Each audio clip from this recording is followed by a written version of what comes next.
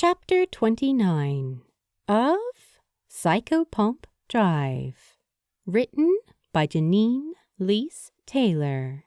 Read aloud by Skaya Simoru.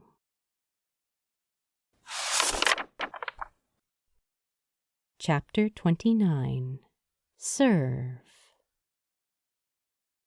The sun was beginning to set, covering the city of Chester in a rosé wine hue. Below them, people were rioting in the streets, driven to panic by the invading corruptor presence. Bright lights winked as the media took photos to document the chaos. The rolling tides of civilians growing rougher and stormier as the day closed into night. Standing atop the Chester Cathedral, over one of its large stained glass windows, the spirits of gods and men alike observed the confusion below. Finley turned his head to watch the powerful gods next to him, sensing the worry in their posture. Anubis hummed to himself thoughtfully. Large canine ears pointed up high on his head. A very humanoid-looking body, half concealed beneath various fabrics, tensed and flexed anxiously. "We have not had a gathering such as this for several ages," Charon rumbled beneath him.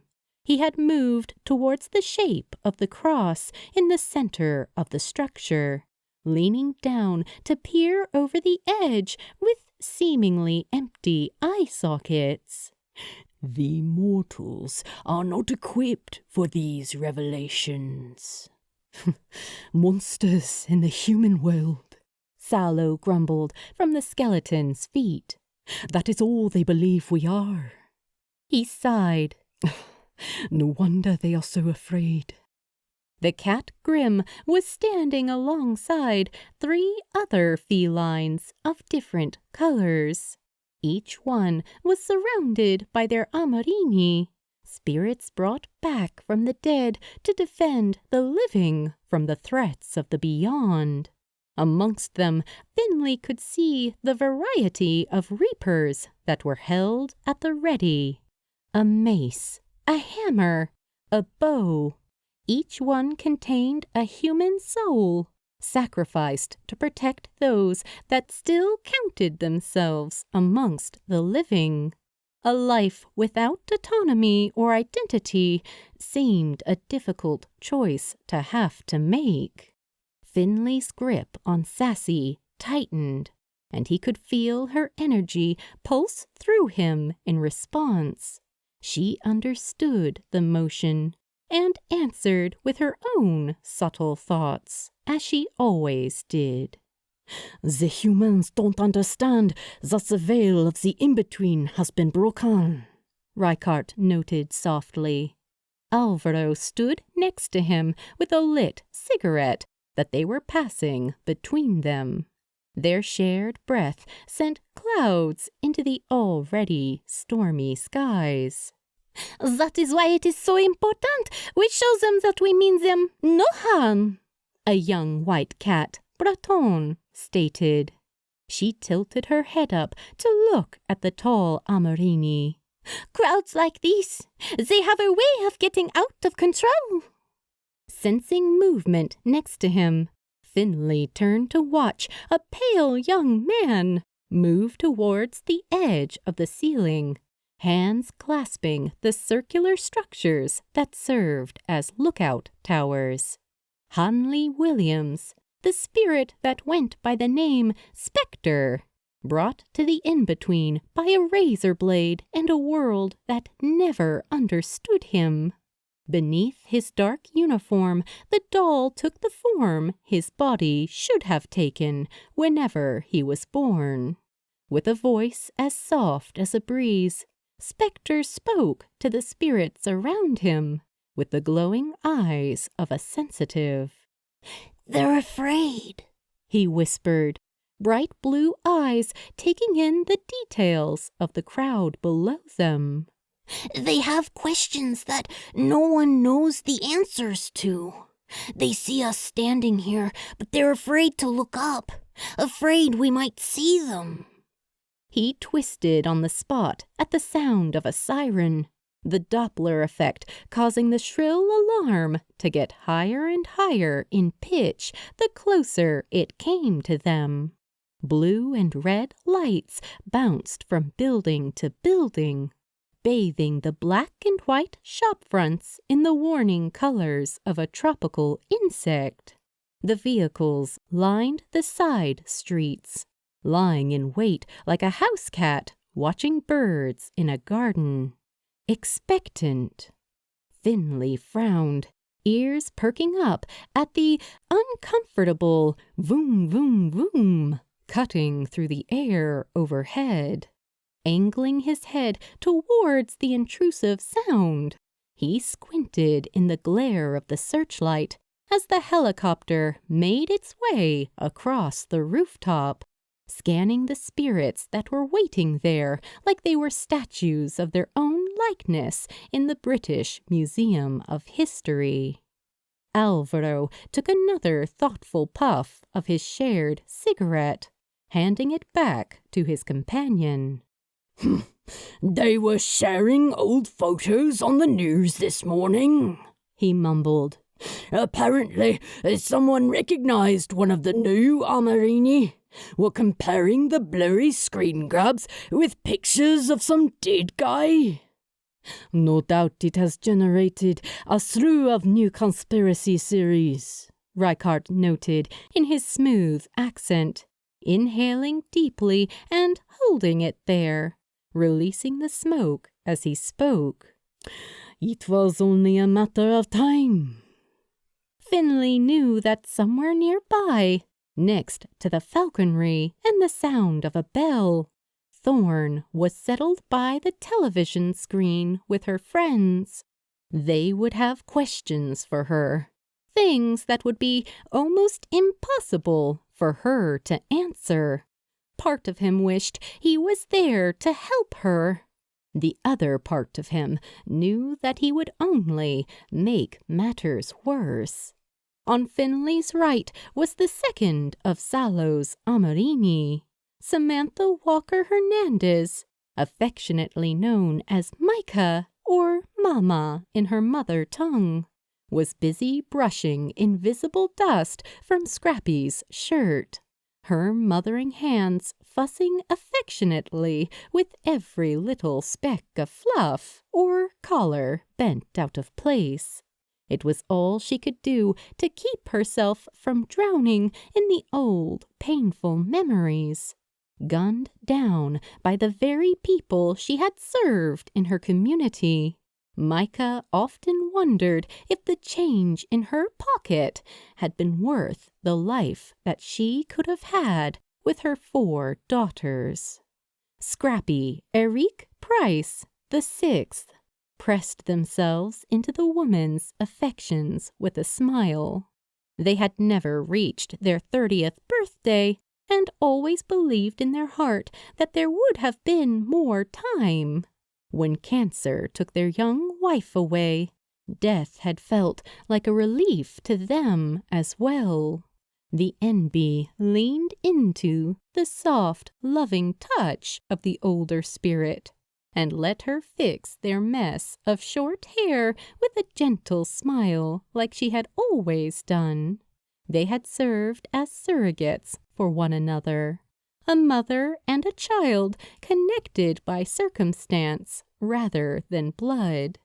Even after 60 years in the in-between, Scrappy still missed their own mother, and they knew that Micah would always miss the little girls who grew up without her. Sitting next to Salo, Abigail Roberts, the 4th Amarini, let her feet dangle over the edge of the building between 2 rectangular spaces of brick. She rested her head on top of it, her spear clutched in one hand. "How did it all get this bad?" she questioned aloud. her blonde tail curled in around her slender waist like a belt. Once upon a time, she too had been an ambulance driver, rushing through the traffic to be the first one at a scene like this one. A high-speed collision had torn her from the living world, alongside the passenger and the patient in her care. She only hoped that they left this world as fast as she had. Black shapes began to materialize over the heads of the crowd, corruptors darting in all directions like a swarm of insects, and covering them in blackness and sound. Thick wisps of black smoke slinked from person to person, as if made of living water, stirring up the fear that was already bubbling up in the living souls' minds. Finley could sense their growing panic in the restless movements along the outer edges. Open hands shot up into the air, waving desperately, like their owners were drowning within the smoke. Several hundred meters above them, the Amarini got to their feet, heads turning as a single figure made his way through the group of spirits to stand at the edge of the old stone building. Dawn, the Dark One, proudly took up position at the head of the assembled group. His long brown hair was caught in the helicopter's tailwind, thrashing wildly around his face and shoulders. His expression was one of heaviness and pain, like the weight of the world was pressing down upon his shoulders. "It begins," he said. Sallow turned towards the Amarini in his charge, with eyes like the deepest space, the purple glow of their collective reapers lighting up his fur like a galaxy. "This is not what I had planned for you," the Grim started, exhaling through his nose in a very human manner. "But there are none I would rather stand beside." He took in each of the faces around him, the 7 lives that he had given to the in-between, and the souls that had been brought back. "Remember that we are the dead, and the dead have nothing left to lose. So tonight, I can only ask one last favor of you all. Fight with us. Defend the world that each of you loved so much." He looked out across the crowds beneath them as the panic began to spread, the screams rising up on the wind to meet them. "We laugh at the void and face the second death with pride." Reichardt Griffith was the first to move towards the Grim's side, adjusting his glasses with a determined look. Poisoned on the day of his wedding by a man that had sat by his side and toasted his union, Reichardt had held onto his grief for 200 years. Nothing in his life or his death had been fair. He had once felt powerless, forced to accept those things that he could not change. When he took on the mantle as Sallow's first Amarini, all those years ago now, he knew that he would finally have the strength to create the world that he had longed for. He pulled his twin blades from the inner pocket of his black jacket, clenching them between 2 hands and curling the red ribbons around his long, slender fingers. He knew what he wanted to do for this world and would accept it of his own free will. "C'est simple comme bonjour," he grinned, and stepped down over the edge. Abby groaned as she straightened her back, twirling her spear around agile fingers. Yeah, what the big man said, she agreed with a laugh. Let's do this thing. She leapt off the edge to follow him, her vibrant ponytail disappearing from sight in an instant. Micah knelt down to brush a hand across the cat Grim's head, stroking the soft fluff there with the ends of her nails, the way she knew he liked. You brought us all together, Sallow, she smiled softly. We will always choose to stand with you. She pulled out her sword and tapped the sharp point of it against her collarbone as she straightened. The steel flared to life with a purple glow. She gave their leader one last smile before she joined the others over the edge. The tails of her coat caught in the wind, billowing outwards like Mary Poppins' umbrella as she floated down to rescue the Banks children. Scrappy released a breathy laugh. What else is there to say? They asked, backing up towards the edge and leaping up onto one of the rectangular settings with a flourish, stretching up onto the tips of their toes.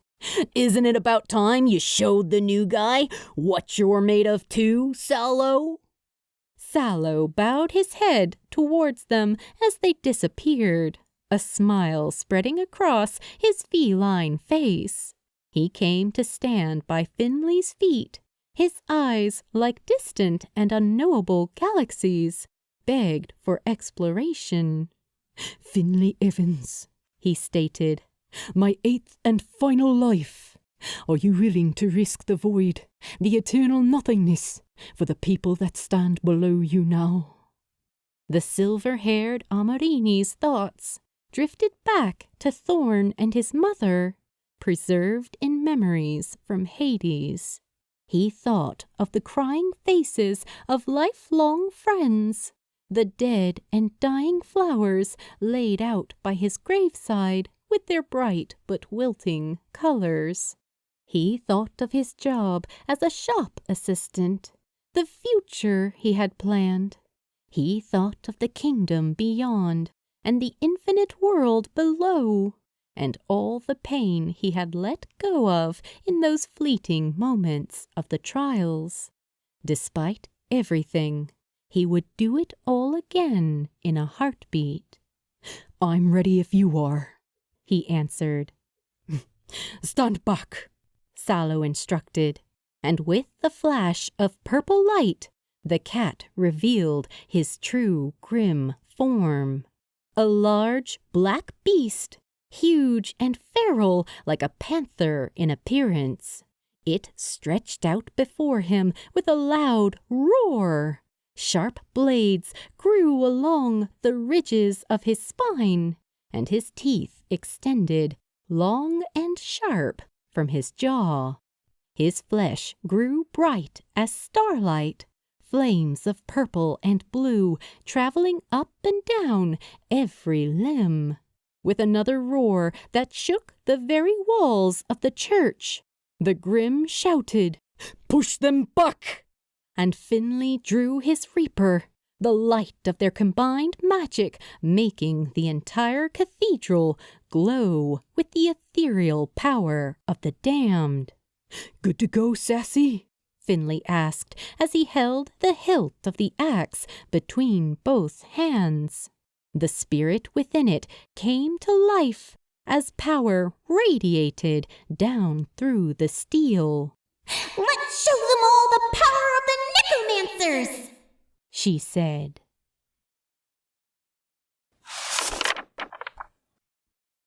To be continued in Chapter 30.